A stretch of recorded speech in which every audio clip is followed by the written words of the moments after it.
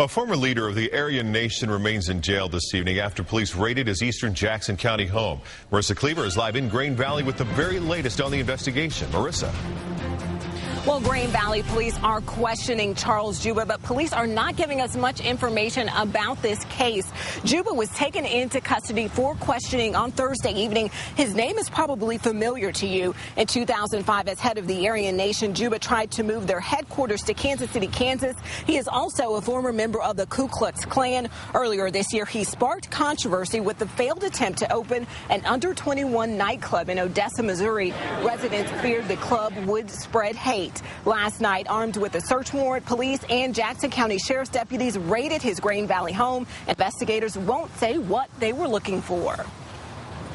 And so if anything else were to be divulged prior to official charges being filed on anybody, that could jeopardize the case. And unfortunately, that would in turn jeopardize any kind of justification that we get for any of the victims in this case. So. Now, again, Juba is not charged with anything at this time. Prosecutors have about another hour before they must file charges against him or let him go. Live in Grain Valley, Missouri, Marissa Cleaver, NBC Action News.